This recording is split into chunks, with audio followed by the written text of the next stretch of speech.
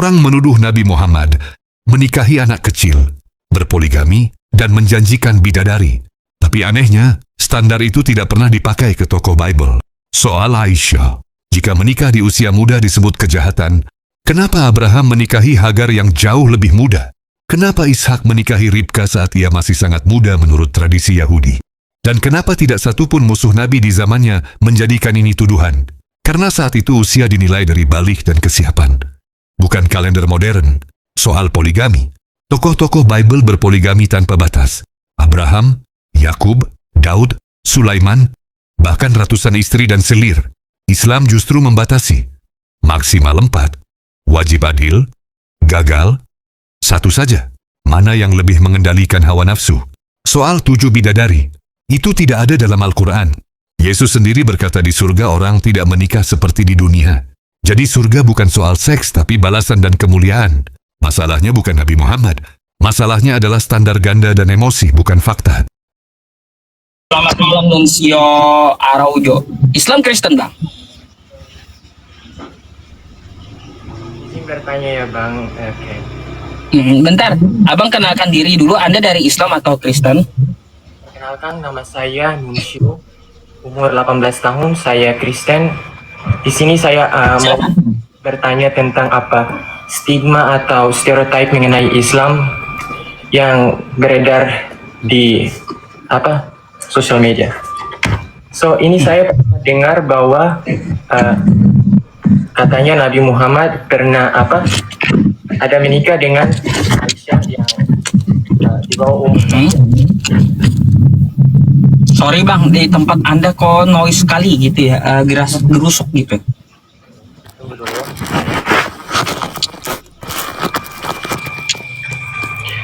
Oke, maaf ya. Saya mau Bang menjelaskan kenapa di Islam menghalalkan untuk menikah dengan anak di bawah umur yang zaman sekarang mungkin maaf bahasa saya kurang ini karena saya bukan orang Indonesia ya. Karena zaman sekarang married with young girl itu prohibited dan itu tidak make sense at all. Kenapa di Islam Muhammad menikahi Aisyah yang pada waktu itu umur 12 atau 13 kalau gak salah. Ya. Dan Muhammad kan dianggap sebagai Ya, apalagi. Lanjut dulu sampai selesai statement dan pertanyaannya, silakan. Ya. Dan kenapa Islam mengizinkan poligami? Oh, baik. Satu-satu dulu ya kita bahas ya Bang ya. Mengizinkan suami saya menjelaskan saya Oke, Bang. Sebenarnya saya mau banyak putus-putus nih suaranya. Bentar. Banyak. Dan kenapa? Oh, maaf. Tunggu dulu ya. Putus-putus. Ini sekedar untuk belajar saja, tidak untuk menghina. Ya, masih. Ya, nggak apa-apa, akan saya jelaskan. Oke. Jadi gini Bang, sebelum saya menjelaskan, saya mau bertanya sedikit kepada Anda. Ada nggak batasan umur? Apa di surga Islam ada bidadari? Oh, bentar. Baik, ada 3 ya. Ada 3. Cuma jaringan Anda tolong diperbaiki gitu. Coba didengarkan dulu saya. Putus. Halo Bang. Tunggu dulu ya. Jaringan Anda putus-putus Bang. Iya, nggak bagus. Oke. Wait for a while.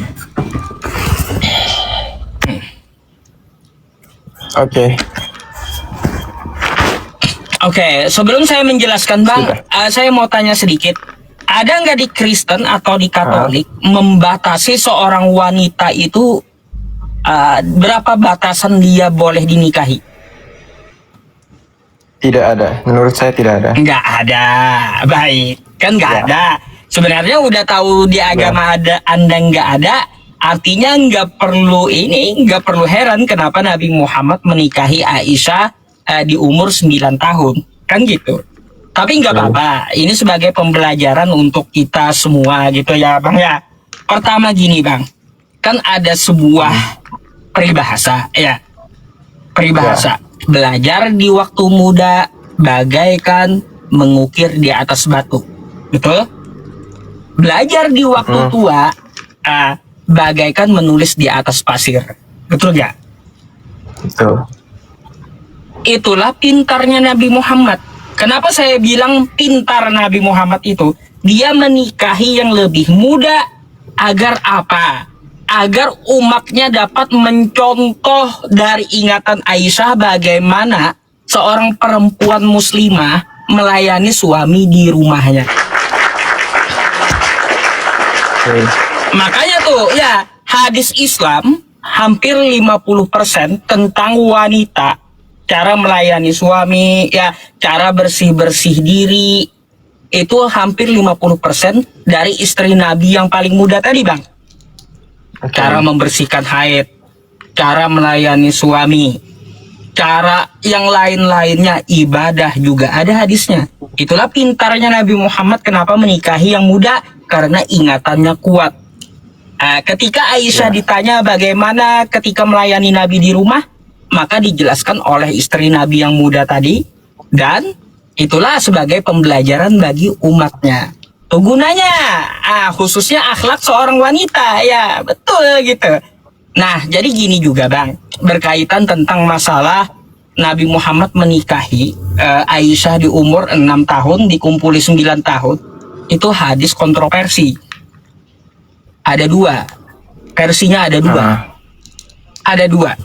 Yang pertama, ya, hadis yang pertama dari Sahih Bukhari, itu di umur 6 sampai 9 tahun. Sedangkan di hadis lain, riwayat At-Tabari atau At-Tabrani, lupa saya. Jadi Aisyah ini, ya, Aisyah bin Abu Bakar, dia mempunyai kakak. Kakaknya namanya Asma. Ya. Aisyah, istri Nabi tadi, yang adiknya dengan kakaknya, itu beda umurnya 10 tahun. Gitu, 10 tahun. Maka ketika kita melihat sejarah Nabi Muhammad itu, ketika beliau hijrah dari Mekah ke Madinah, Asma, kakaknya Aisyah tadi, itu umurnya udah 27 tahun, Bang. Nah, kalau kakaknya, kalau kakaknya umur 27 tahun, maka adiknya beda 10 tahun. Berapa umur adiknya? 27 kurang 10. Ya, 17 tahun. Ya. Ini versi kedua. Nabi Muhammad menikahi Aisyah. Ini untuk di menghilangkan umur stigma ya, Bang. Ini untuk menghilangkan makanya saya jelaskan. Terkadang ada banyak stigma ya. Oke. Makanya saya jelaskan sampai detail-detailnya. Biar saya paham, biar saya jelaskan ke teman saya. Jadi ada versi yang kedua, Nabi Muhammad itu menikahi Aisyah di atas umur 15 tahun. Nah, ini juga dikuatkan hadis tentang masalah perang Uhud. Perang Uhud itu, Bang, tidak boleh diikuti di bawah umur 15 tahun. Gitu. Perang Uhud di zaman Nabi kami, sejarahnya ada perang Uhud namanya, itu boleh diikuti kecuali berumur 15 tahun. Dan kalau kita lihat sejarahnya, Aisyah, istri Nabi tadi, yang katanya dinikahi 9 tahun, ternyata dia ikut perang Uhud. Yang artinya sudah apa? Lebih dari 15. 15 tahun lebih udah umur Aisyah itu. Gitu. Tuh.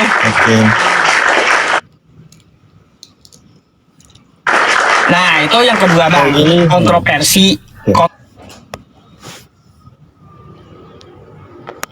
Kontroversi yang kedua. Bentar, sedikit lagi. Jadi tentang permasalahan untuk menikahi batasan umurnya itu nggak ada batasnya, dan di Kristen pun juga nggak ada. Coba bang. Gini. Terkait masalah ini saya biasanya menanyakan masalah Rebeka, Bang. Rebeka dan Ishak yang ada di kitab Bible Anda gitu. Kalau kita melihat di kejadian masalah Ishak dan Rebeka, Ishak itu menikahi Rebeka di umur 3 tahun gitu. Dapatkah Anda rincikan gitu, biar kita juga tidak salah persepsi tentang masalah ini? Coba gini Bang, saya tampilkan dulu sedikit ya, sebuah ayat nih. Ini udah lama Bang saya tahu. Apakah Ribka menikah pada 3 tahun? Apakah Ishak seorang pedofil? Ini fakta Alkitabnya ada gitu. Kejadian 16:16. Jadi di sini semuanya dihitung Bang. Dihitung gitu. Dihitung. Jadi kalaunya kita lihat Ishak itu menikahi Rebeka di umur 4 tahun, 3 tahun. Dari 3 tahun. Dari ayat-ayat di Alkitab. Itu kira-kira bisakah Anda jelaskan kepada saya gimana yang betulnya gitu? Ya, mungkin bagi saya, menurut saya mungkin di zaman itu menikahi kayak anak belum lahir juga kita punya, kalau kita bantu-bantu ibunya kita punya kuasa atas anak itu. Itu kan berbedaan zaman kan ya. Makanya saya kayak sama kayak Islam. Kalau di Islam kan dulu juga di agama apapun dulu itu menikahi anak di bawah umur itu hal yang normal. Tetapi ya saya hanya mau Bang jelaskan buat saya biar saya pecahkan stigma-stigma perihal Islam. Jadi kalau itu soal Bang. Rebeka, Ya, jadi mungkin saya belum tahu ya. Baik. Mungkin perihal kalau Rebeka yang saya tahu belum jangan perdalam. berasumsi. Ya. Jadi kalau Makanya saya belum tahu kan bertanya ke jangan Abang, dipaksa. biar Abang jelaskan. Ya. Makanya saya Jadi itu Bang tidak mau kesimpulannya ya. dari Aisyah tadi. Dari Aisyah tadi pertama ya, karena Nabi Muhammad itu memberikan pelajaran untuk umatnya. Makanya dia menikahi yang lebih muda, karena yang lebih muda itu ingatannya lebih kuat gitu. Terus tadi ada dua kontroversi hadis gitu. Jadi masih simpang siur juga. 15 tahun kah? 19 tahun kah atau 9 tahun gitu. Antara dua masih. Ya. Gitu. Silakan. Yang kedua apa tadi? Poligami. Ya, poligami. Kenapa umat Islam mengizinkan poligami? Sebelum saya menjelaskan lagi Bang, kira-kira ada nggak Yesus mengatur poligami? Tidak. Nggak ada juga. Makanya kalau kita lihat kan, kalaunya kita lihat di kitab Anda di Bible, Daud, Raja Daud istrinya 1000 kan gitu. Ya. Raja Salomo istrinya 700 kan kayak gitu ya. Tapi bagi kami kan Daud itu nabi. Jadi datang zaman Yesus tidak ada mengatur dan melarang poligami, nggak ada. Maka dari itu Islam datang untuk membatasi Bang. Oke. Nah, jadi Islam itu datang bukan membolehkan beristri banyak, tapi malah membatasi. Karena di zaman dulu Daud istrinya 1000, terus Salomo istrinya 700. Gak boleh laki-laki Islam seperti itu lagi gitu. Makanya diatur oleh kitab kami. Ya, ada di dalam Quran surah An-Nisa ayat ketiga. Wa in khiftum alla tuqsitu fil yatama fankihu ma qabalakum minan nisa'i masna wa thulatha wa ruba'. Kagak boleh lagi istri sampai 1000 sampai 700. Paling yang kamu senangi itu masna 2, wa thulatha 3, wa ruba' 4. Maksimalnya 4, nggak boleh sampai 700 sampai 1000 lagi kayak Nabi Daud dulu gitu. Tapi dari karena Islam datang mengatur dan membatasi.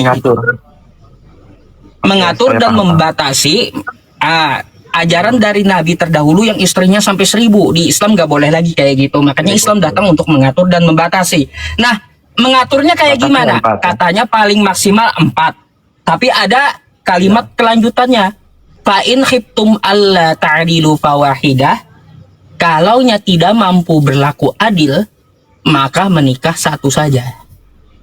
Nggak boleh 2. Satu aja kalau nggak mampu adil. Jadi Bang, gini, kalau mampu 4 boleh, mampu dari segi apa? Ada lagi aturannya. Mampu adilnya duitnya, mampu waktunya, mampu ilmunya. Nggak mudah Bang, nggak mudah. Dari seluruh dunia ini kriterianya Pak in khiftum, ulama kami menjelaskan in khiftum itu hanya dapat dilakukan oleh Nabi.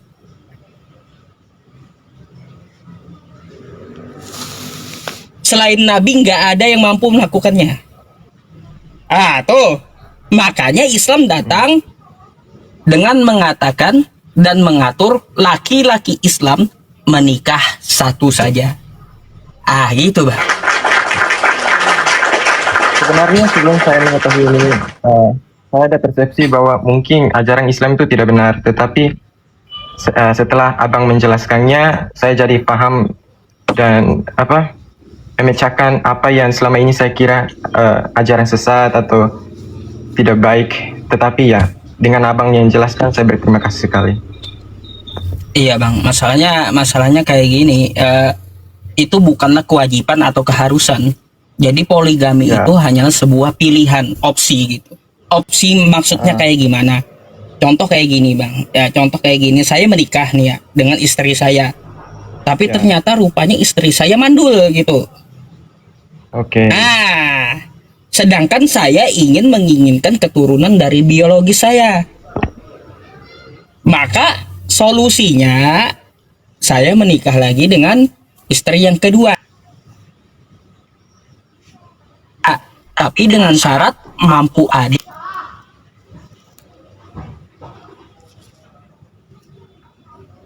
Dan sudah ada izin istri pertama tadi.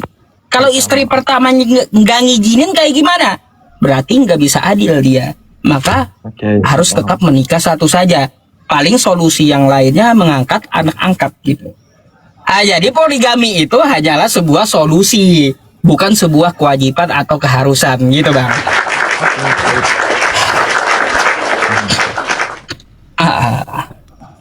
Oke, mungkin ya duanya sudah selesai.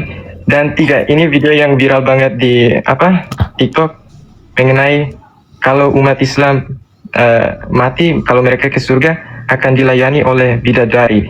Itu bagaimana? Gini. Saya jelaskan lagi. Ya, manusia itu kan ditakdirkan berpasangan ya, Bang ya. Ya. Oke, sepakat? Nah, berpasangan antara laki-laki dan perempuan. Lalu ya di zaman dulu ada tuh kayak perang Badar, perang Uhud di zaman Nabi kami kan kayak gitu. Perang Khaybar, yang mana banyak laki-laki Muslim yang belum menikah gugur.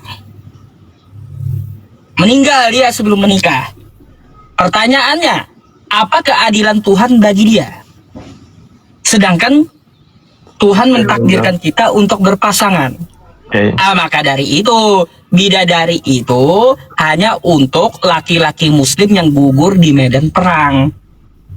Gitu. Dan laki-laki Muslimnya yang belum menikah. Bukan. Maka dia kalau yang udah menikah ya sama istrinya nanti. Tapi kan itu dijadikan tuduhan. Di Islam ada 72 bidadari kan katanya. Kan kayak gitu. Padahal itu untuk laki-laki Muslim yang gugur di medan perang yang belum menikah gitu. Oke. Gitu, Bang. Tapi Bang, ngomong-ngomong masalah surga, ya syukron Bang Yasir ya. Ngomong-ngomong masalah surga, saya ada membaca, Bang. Sorry nih, coba Anda buka di dalam Matius 19 nomor 29. Versinya versi dulu sih, bukan versi yang sekarang. Karena versi sekarang dihilangkan, Bang. Nih, bentar ya. Saya mau bukakan buat Anda sedikit.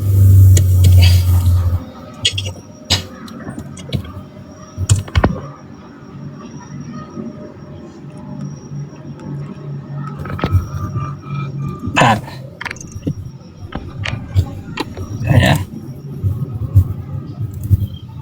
Sabar. Nih, Bang. Gimana? Mari kita baca sedikit ya. Ini kan ada beberapa versi Matius 19:29, ada TB, ada IYT, ada TL, ada BIS kan kayak gitu ya. Ada yang lain-lainnya. Nah, coba Bang. Kalau kita melihat ya dari ini contoh nih MILT nih. Coba kita baca dulu kata Yesus. Dan setiap orang yang sudah meninggalkan rumah atau saudara laki-laki atau saudara perempuan, atau ayah, atau ibu, atau istri. Nah, ini kan ada istri nih. Atau anak, atau ladang. Demi namaku, kata Yesus, ia akan menerima 100 kali lipat dan akan mewarisi hidup yang kekal. Jadi di sini kalau kita lihat dari terjemahan MILT dan yang lainnya ini, kata istri ini kan nih di terjemahan yang paling baru dihilangkan kan gitu. Entah apa tujuan dan maksudnya dihilangkan kata istri di sini. Nah, di sini Yesus menjanjikan di surga nanti kita dibalas dengan 100 istri gitu, Mbak. Pertanyaan saya ada dua yang mengganjal. Kenapa kosakata istri ini dihilangkan? Dan gimana nih tanggapan Anda yang janji Yesus menjanjikan 100 istri di surga nanti gitu? Yang di mana Bang? Saya tidak lihat. Sorry. Ya, 100 Matius istri yang mana? 19:29. Nih, Meninggalkan ibu, bapak, atau istri, atau anak-anak, ayah, atau ladang. rumah, ladang, anak, ibu, atau istri, atau ladang. Demi namaku, kata Yesus nih. Ia akan menerima 100 kali lipat dan akan mewarisi hidup yang kekal. Jadi kalau kita tinggalin istri kita di dunia, lalu mengikuti Yesus, maka Yesus akan menjanjikan istrinya 100 kali lipat gitu. Tidak. Gitu Pak.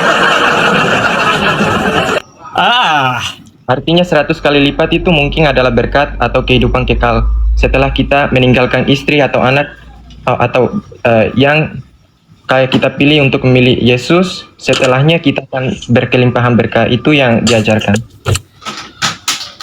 Kira-kira Anda hal tersebut Anda dapat dari mana itu? Ya, dikarenakan Penjelasan itu. di sana itu kita boleh apa? Tunggu, bahas saya yang kurang ya. 100 istri itu bukan 100 kali lipat, bukan 100 istri, tetapi 100 kali lipat itu kayak berkat. Meskipun tidak disebutkan di sana ya kan. Dan kehidupan kekal yang dijanjikan Yesus setelah kita meninggalkan ibu bapak atau istri untuk mengikuti Yesus. Nah, gini, penjelasan yang Anda jelaskan kepada saya itu Anda ambil dari mana itu? Karena apa? Karena gini Bang, ya kita mencurigai terjemahan baru menghilangkan kata istrinya karena udah terlanjur malu. Di ajaran Kristen katanya tidak ada kawin-mawin di surga. Makanya dihilangkan kosakata istri itu. Ternyata Yesus menjanjikan istri di surga. Itu saya curiganya kenapa kosakata istri dihilangkan di terjemahan sekarang. Gitu Bang. Itu diterjemahkan dulu ada 100 kali lipat istri kan? Ada. Istri 100 kali lipat ada. Sekarang dihilangkan udah. Karena kan doktrin Kristen, setahu saya ya kata-kata pendeta tidak ada kawin-mawin di surga. Ternyata Yesus menjanjikan istri di surga. Makanya kosakata istrinya itu dihilangkan di terjemahan baru.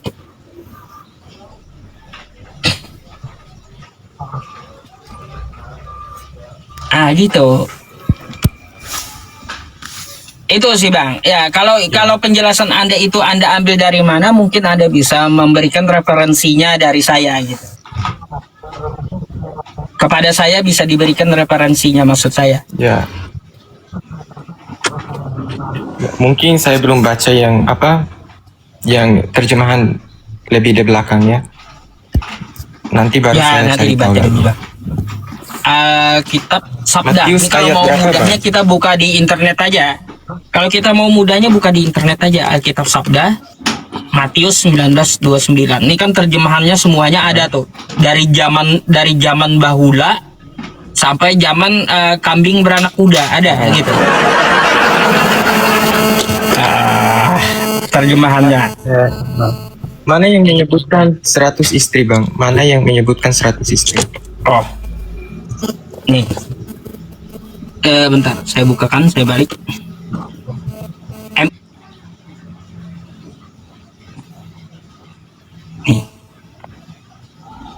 Istri. Kalau atasnya Bang, pasangannya diganti. Kalau BIS-nya dihilangkan. Kalau terjemahan lamanya dihilangkan juga terjemahan lama. Apalagi terjemahan baru hilang. Iya. Jadi yang ada itu di bawah tahun 2010. MILT. Itu istri. Gitu. Oke Bang. Oke. Di bawah tahun Agak 2010 membingungkan. ada. Tapi ya. Gak apa-apa. Agak membingungkan ya, tapi mau kayak gimana diteliti lah Kak. Ya. Diteliti Ya, gitu. nanti Itu kan saya kitab Anda. baca. Anda perlu diteliti dan perlu kritis gitu terhadap kitab Anda. Matius 19:29 ya. Ya, jadi catatan Matius 19:29. Oke. Ya, kalau kita lihat dari bahasa Yunaninya ada, Bang. Istri itu ada, gunaika. Ada. Karena bahasa Yunani kan yang ditranslate. Iya, cuma Yunaninya ada istri, kenapa di translatannya nggak ada gitu istri? Ayo. Nih, Nanti saya belajar lagi. nih Bang. Silakan. Banyak referensi kalau mau selain hal itu banyak sih kalau mau Anda bahas yang lain-lainnya, tapi kan setidaknya kan Anda udah tahu oh ternyata ajaran Islam kayak gitu, ada maksud baik di dalamnya, apa yang dilakukan oleh Nabi dan di dalam ajarannya, jadi kayak gitu. Betul. Ya. Betul. Oke. Dikarenakan sebelum ini saya berterima kasih ya Bang karena sudah menghilangkan stereotip atau stigma mengenai Islam. Saya berterima kasih banyak karena sudah jawab pertanyaannya dengan bagus sekali. Saya Sama-sama. izin Sama. tutup dulu ya. Bye. Oke. Silakan bertanya kembali Bang, dan silakan naik kembali jika berkenan nanti ada pertanyaan yang baru gitu ya. Ya.